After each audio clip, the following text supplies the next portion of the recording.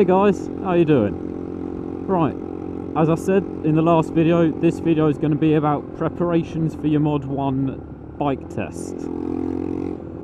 As requested by Mori Siege, is that how you pronounce it? If I'm wrong, let me know. Yeah, I've done 2 Module 1s because I did a Mod 1 and Mod 2 to get my L plates off of this bike, which is a 125, and I'm halfway through doing my A2 test, so I've done the Mod 1 for up to a 500cc. I haven't done the Mod 2 yet. Still waiting for a date. First time I did it, I got 1 minor, and that was because at one point during the test you go through a speed trap which you need to go through at 50 kilometers an hour.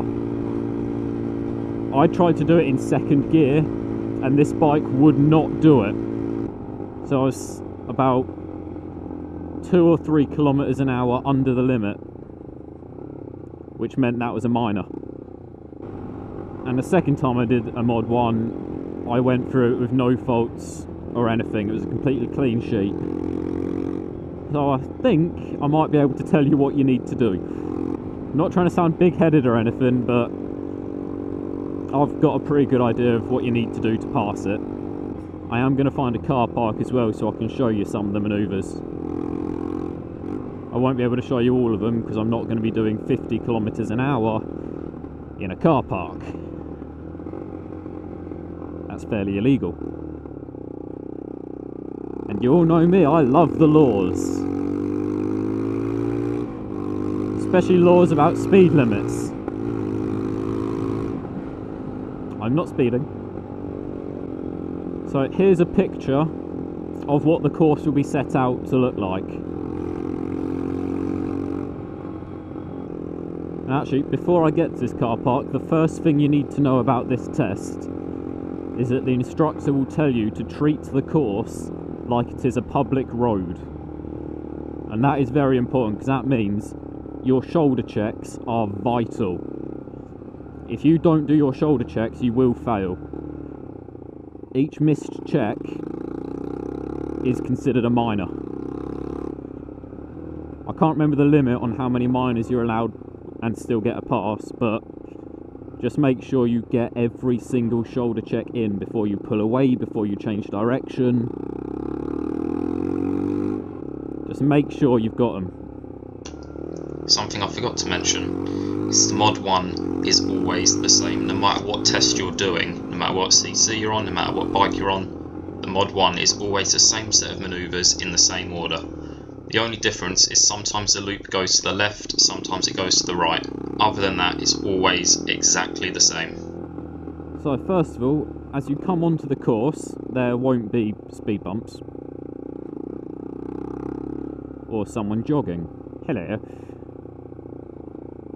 So the first thing the instructor will tell you to do is to drive your bike into a parking space. Like this. Put it in neutral. Put the stand down, turn the engine off, and get off the bike. Now he's going to ask you to move it from this space to 2 spaces over by pushing it backwards. Now again, make sure you've got your shoulder checks. It's very simple. Get the bike however you want to hold it to move it. Look that way, look the other way, and just move the bike. Like so. Now I did this with a 600cc and my god, it was heavy. So there you go. And then you put the bike back on its stand and await the instruction. After each thing, the instructor will tell you to stop so we can tell you the next thing to do. So you'll never need to remember everything, you'll get told. Right then, you'll be positioned with a slalom in front of you, not a Hilux, obviously. It would make the course a bit more interesting on the avoidance section. Now, avoid this truck. Anyway, you'll start the engine back up. I have a very dead battery. This is not ideal. Ignore the bump start. Please just ignore the bump start. So, you're positioned in front of a slalom. It's very simple. You just go between some cones. Try and keep it smooth. Then you'll come to a figure of 8 at the top, which you'll do a minimum of 3 times, but you won't have to count them because the instructor will call you over once he thinks you've done enough. I know this isn't exactly a good figure of 8, but there's no cones here and I can't be bothered to make it perfect. So, say, okay, he's called me over just here, in front, just there. So I stop, controlled, and wait for the next instruction. Now the next thing I'll ask you to do is a slow ride, so walking pace, and he will be walking behind you, which is very simple. Just keep it nice and smooth, keep it slow, normally about 4 or 5 miles an hour. Very simple. Try not to be too wobbly. And then you'll stop in a set of 4, there'll be 4 cones laid out, and you need to stop with your front wheel in the middle of them. Now the next thing is a U-turn, which I'm just going to position myself for.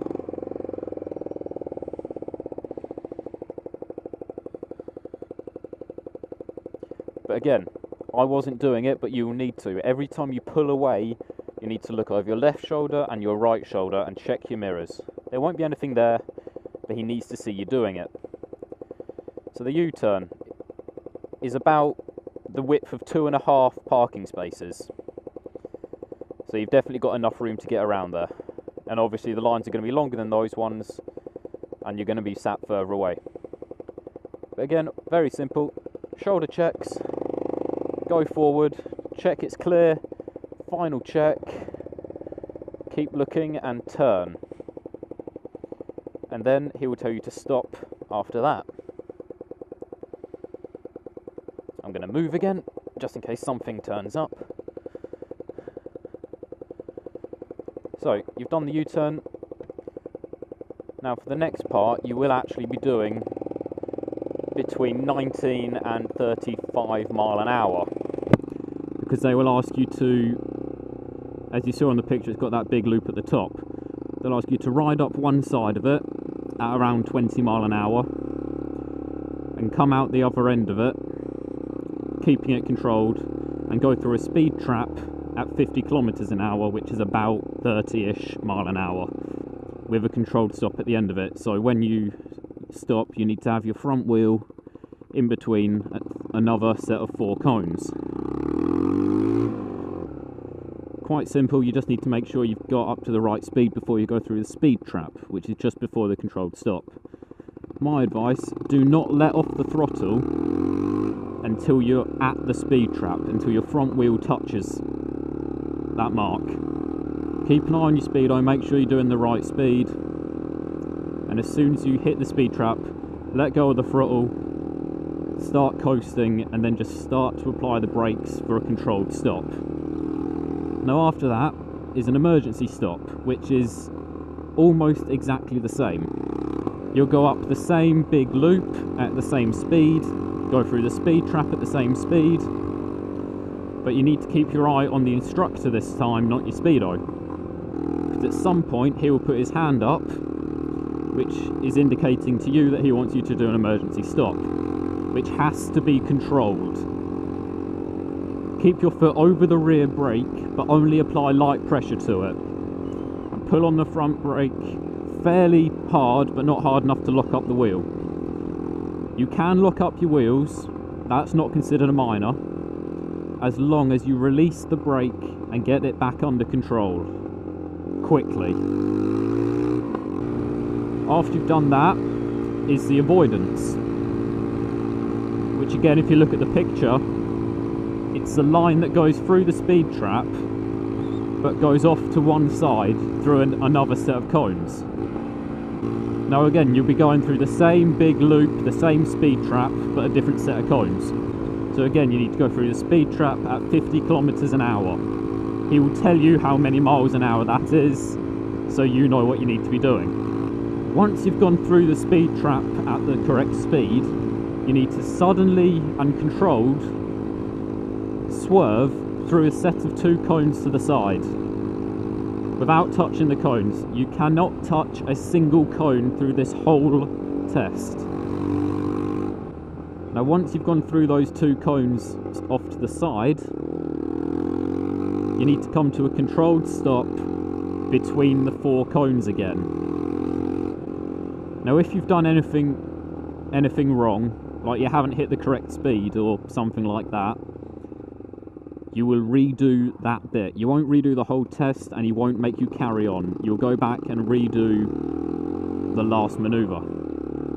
It's like when I went through at slightly the wrong speed, I didn't go straight into the emergency stop. He made me go back round and do that correct speed before I was doing the emergency stop. But again, you don't have to remember any of this, really. You need to remember what you need to be doing. You don't need to remember the order. Because after each manoeuvre, you'll stop, and the instructor will tell you what he wants you to do next. He won't tell you if you've got a minor or not, but you'll know. And you'll be kicking yourself for it. I have no idea where I am, by the way. Never been here before. Anyway, after you've completed the avoidance section, that is the end of the test. But because you are still on the course, you need to treat it like a public road, so you still need your shoulder checks.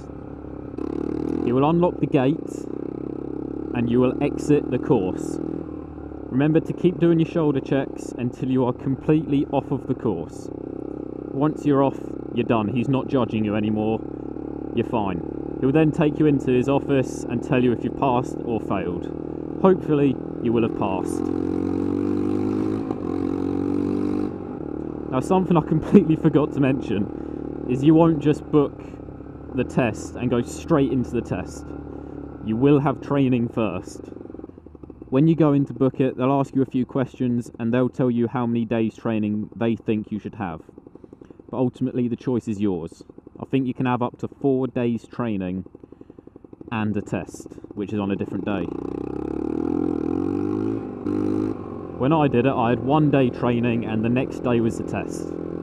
But because the time for my test was fairly late in the day, I got half a day's training in first, which worked out really well. But if you're a fairly new rider, I'd suggest a couple of days training rather than just 1. Just figured out where I am. That's the A1. I don't want to be on the A1. It's boring and loud. And when you're doing the training, the instructors will tell you pretty much exactly what I've told you.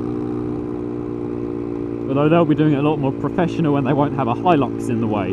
Although actually, when I did my training, there was a coach in the way because it appeared out of nowhere and just parked in the middle of our fucking makeshift course. We lost half an hour with that. Bastards. I think I've covered everything there. Oh, I haven't quite. If you live around Hertfordshire or Bedfordshire, I'd recommend SBT Training School. That's scooter and bike training. That's where I did both my Mod 1s, both my CBTs, and they're getting me through my Mod 2 as well. They are brilliant guys. Can't say a bad word about them. And they've just got some Yamaha MT-07s in as training bikes as well. So if you're fairly local to there, give them a ring, ask about it, drop in and see them. Yeah, I think that is everything now. Oh my god, I know where I am! Those are the scarecrows that need to take a shit! If you don't know what I meant by the scarecrows that need to take a shit, watch my video, A Well-Needed Ride with Jay Fezzer. There should be something coming up on your screen in the top corner right about now. There it is. Click on that and have a look. So, cheers for watching, guys. I hope I've been helpful. Hope you're all doing well. And I'll catch you all next time.